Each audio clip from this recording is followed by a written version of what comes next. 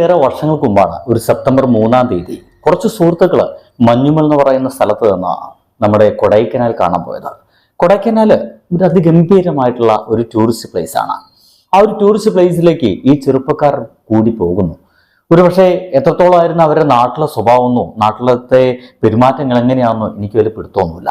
എന്തെങ്കിലും ഇങ്ങനെ ഒരുപാട് ടൂറുകളൊക്കെ പോകുന്ന കുറച്ച് ചെറുപ്പക്കാരാണ്. അത് അവരുടെ വാക്കുകൾ അങ്ങനെ ഒളിഞ്ഞു നിൽക്കുന്നുണ്ട്. എന്തായാലും ടൂർ പോകുന്നു. ആ ഒരു ടൂറിൽ പ്രധാനപ്പെട്ടായിട്ട് ഇപ്പോൾ നമുക്ക് ഓർമ്മിക്കേണ്ട 2 പേരുണ്ട്. ഒരാളെ പേര് സുഭാഷ് എന്നാണ്, ഒരാളെ പേര് സിജു എന്നാണ്.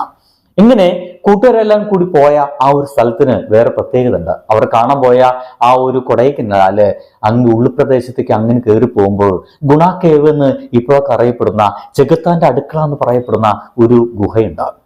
അതിനുള്ളില് ഇവർ പോകുന്ന ആ സമയത്ത് തന്നെ 13ഓളം പേര് അതിലേക്ക് വീണ് മരിച്ചിട്ടുണ്ട്.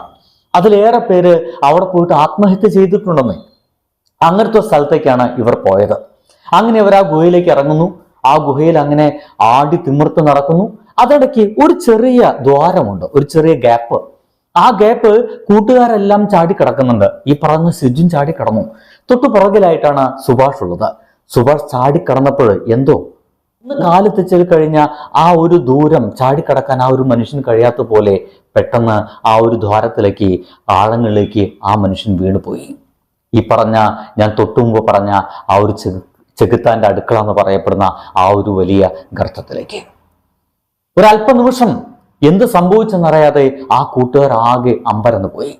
താഴേക്ക് വീണു പോകുന്ന അവന്റെ ശബ്ദം അവർക്ക് കേൾക്കാൻ കഴിയുന്നുണ്ടായിരുന്നു. തിരിച്ചങ്ങോട്ട് വിളിച്ചു. തിരിച്ചെങ്ങോട്ടൊക്കെയോ മറുപടി പ്രകമ്പനം പോലെ കൂട്ടുകാർ കേട്ടുന്നു. ഇനി എന്ത് ചെയ്യണം? അവർക്ക് ഒരു പിടുത്തം കിട്ടില്ല. കുറെ നേരം അലറി വിളിച്ചു നോക്കി. അവന്റെ ശബ്ദം കേൾക്കാത്ത പോലെ. അവൻ എന്തെങ്കിലും സംഭവിച്ചിരിക്കുമോ? കുറച്ച് കൂട്ടുകാരെ ആ ഒരു സ്പോട്ടിൽ നിർത്തിക്കൊണ്ട് ബാക്കിയുള്ളവർ പിന്നീട് 3ആയിട്ട് തിരിഞ്ഞു. കുറച്ചുപേർ നാട്ടുകാരോട് പോയി പറഞ്ഞു, ഞങ്ങൾ കൂട്ടുകാരെ ഇങ്ങനെ അപകടത്തിൽപ്പെട്ടിരിക്കുന്നു, രക്ഷിക്കണം. കുറച്ചുപേര് 8 കിലോമീറ്റർ അപ്പുറത്തേക്ക് കയറും ടോർച്ചും മറ്റും വാങ്ങിക്കാനായിട്ട് പോയി. ഇവനെ എങ്ങനെയെങ്കിലും രക്ഷിക്കണം. കുറച്ചു പേർ പോലീസ് സ്റ്റേഷനിലേക്ക് പോയി. പക്ഷെ പോലീസ് സ്റ്റേഷനിലേക്ക് പോയപ്പോൾ സഹായം കിട്ടുമെന്ന് വിചാരിച്ചു പോയ അവർക്ക് കിട്ടിയത് നേരെ വിപരീതമാണ്. നിങ്ങളെല്ലാം വന്നിരിക്കുന്ന ഒരു കൂട്ടുകാരെ കൊന്നിട്ടാണെങ്കിലോ? ഇതാണ് ആ ഒരു തമിഴ്നാട് അതിർത്തിയിലുള്ള പലരും ചോദിച്ചു പോയത് പോലീസിൽ നിന്ന്. ഞങ്ങൾക്ക് ഇവിടുന്ന് സഹായം കിട്ടില്ല എന്ന് അവർക്ക് ബോധ്യമായി. അവർ കേണ പഴിച്ചു. അവസാനം ഫയർ ആൻഡ് സേഫ്റ്റി ആളുകൾ പറഞ്ഞു, നിങ്ങളെ കൂട്ടുകാരൻ മരിച്ചിരിക്കും. കാരണം അതിൽ വീണ ഒരാളും ഇതുവരെയും രക്ഷപ്പെട്ടില്ല. പിന്നെ എന്തിനാണ് ഇങ്ങനെ വേണ്ടാത്തൊരു കാര്യത്തിൽ നിൽക്കുന്നത്? നിങ്ങൾ എന്തിനാണ് നിരോധിച്ച സ്ഥലത്ത് പോയത്? ഇതൊക്കെയായിരുന്നു ചോദ്യങ്ങളായിട്ട് കിട്ടിയത്. അവസാനം കൈയും കാലും പിടിച്ച് ഇവർ വന്നു. അപ്പോഴേക്കും കൂട്ടുകാർ 8 കിലോമീറ്റർ അപ്പുറത്ത് നിന്ന് കയറും ടോർച്ചും മറ്റും മേടിച്ചു വന്നിരുന്നു. ഇറങ്ങാൻ വേണ്ടി തയ്യാറാവുന്നു. ഫയർ ആൻഡ് സേഫ്റ്റി ഒരല്പ താഴത്തേക്ക് അരയിൽ കയറ് കെട്ടിയ ആളുകൾ വീണ്ടും പുറത്തേക്ക് എത്തിക്കുന്നു. പറഞ്ഞു, ഇറങ്ങാൻ പറ്റത്തില്ല, അപാരമായിട്ടുള്ള ആഴമാണ്, നരിച്ചീറുകളൊക്കെ ഉണ്ട്, ശ്വാസം കിട്ടത്തില്ല, തണുപ്പ് കൂടുതലാണ്. ഇങ്ങനെ എൻ്റെ ജീവൻ കളയാൻ തയ്യാറല്ല എന്ന് പറയാതെ പറഞ്ഞു പോയി ആ ഉദ്യോഗസ്ഥർ. ഇനി എന്ത് ചെയ്യണമെന്ന് തീരുമാനിച്ചപ്പോൾ സിജു പറഞ്ഞു, സുഹൃത്ത് എൻ്റെ സുഹൃത്താണ്, ഞങ്ങളെ സുഹൃത്താണ്, അവൻ മരിക്കത്തില്ല, അവനെ ഞങ്ങൾ രക്ഷിക്കാം, ഞാൻ ഇറങ്ങാം.